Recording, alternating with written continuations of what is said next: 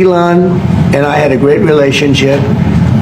I don't know if we're well anymore. I was surprised because you were here. Everybody in this room practically was here as we had a wonderful send-off. He said wonderful things about me. You couldn't have nicer. Said the best things. He's worn the hat. Trump was right about everything. And I am right about the great, big, beautiful bill. But I'm very disappointed because Elon knew the inner workings of this bill better than almost anybody sitting here. Better than you people. He knew everything about it. He had no problem with it. All of a sudden he had a problem, and he only developed the problem when he found out that we're going to have to cut the EV mandate, because that's billions and billions of dollars, and it really is unfair. We want to have cars of all types. Electric, we want to have electric, but we want to have a gasoline, combustion. We want to have different. We want to have hybrids. We want to have all. We want to be able to sell everything. And when that was cut, and Congress wanted to cut it, he became a little bit different, and I can understand that, but he knew every aspect of this bill. He knew it better than almost anybody, and he never had a problem until right after he left. And if you saw the statements he made about me, which I'm sure you can get very easily, it's very fresh on tape, he said the most beautiful things about me. And he hasn't said bad about me personally, but I'm sure that'll be next. But I'm very disappointed in Elon. I've helped Elon a lot. Mr. President, I just want to clarify, did he raise any of these concerns with you privately before he raised them publicly? And this is the guy you put in charge of cutting spending. Should people not take him seriously about spending now? Are you saying this is all sour grapes? No, he worked hard and he did a good job. And I'll be honest, I think he misses the place. I think he got out there and all of a sudden he wasn't in this beautiful Oval Office, and he's got nice offices too. But there's something about this one. I was telling the Chancellor, this is where it is. People come in here, even from Germany. They come in and they walk into the Oval Office, and it's just a special place. It's, World War I, it started and it ended here, and World War II, and so many other things. Everything big comes right from this beautiful space. It's now much more beautiful than it was 6 months ago. A lot of good things are happening in this room, and I'll tell you, he's not the first. People leave my administration and they love us, and then at some point they miss it so badly, and some of them embrace it and some of them actually become hostile. I don't know what it is. It's sort of Trump derangement syndrome, I guess they call it, but we have it with others too. They leave and they wake up in the morning and the glamour's gone, the whole world is different, and they become hostile.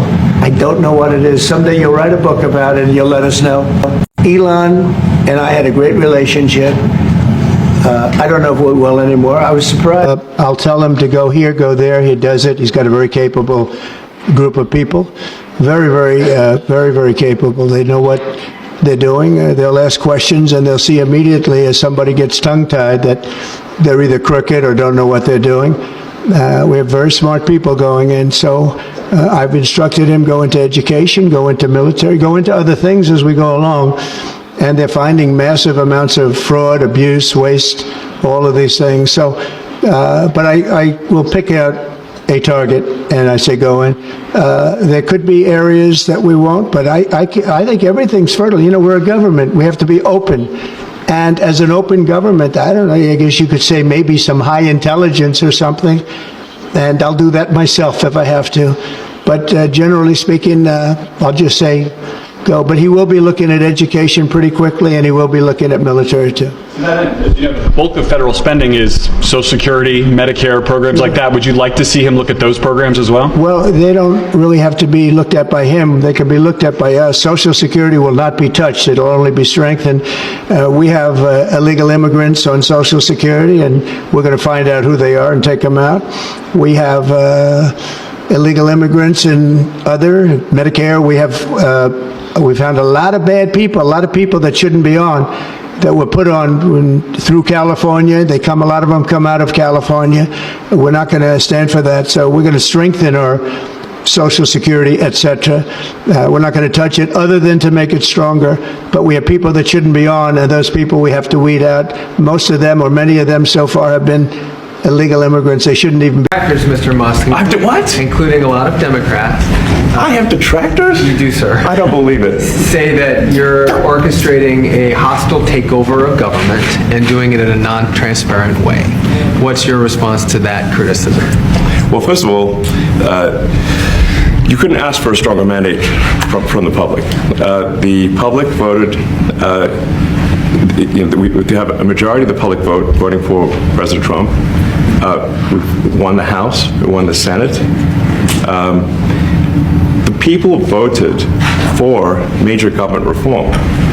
There should be no doubt about that. That was on the campaign. The president spoke about that at every rally. The people voted for major government reform, and that's what people are going to get. They're going to get what they voted for. And a lot of times, that people that don't get what they voted for, but in this presidency, they are going to get what they voted for. And that's what democracy is all about. Mr. Musk, the White House says that you will identify and excuse yourself from any conflicts of interest that you may have.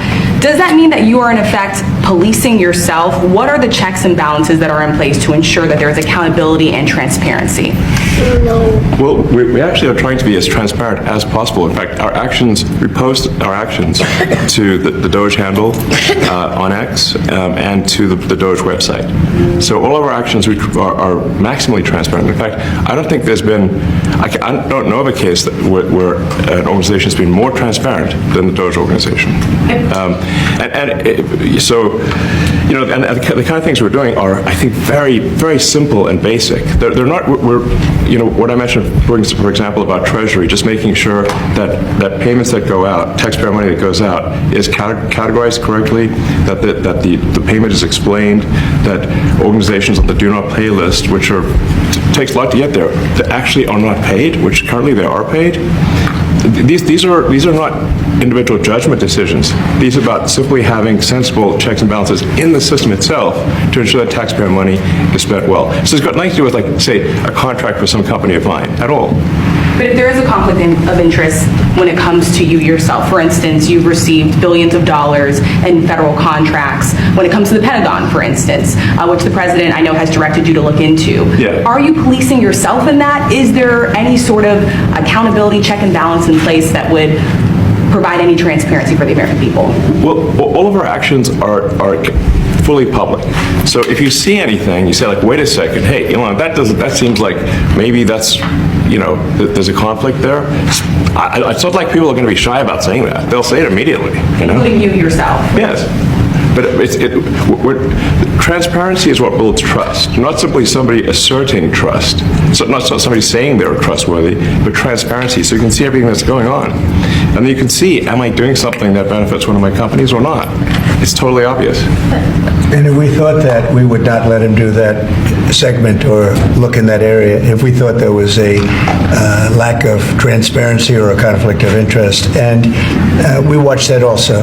He's a big businessman. He's a successful guy. That's why we want him doing this. We don't want an unsuccessful guy doing this. For more update on the developing story and other trending news in the world of sports and celebrity entertainment, don't forget to give this video a thumbs up and also to subscribe if you're brand new to this channel. Until then, we'll see you around. Thank you for watching. Be blessed.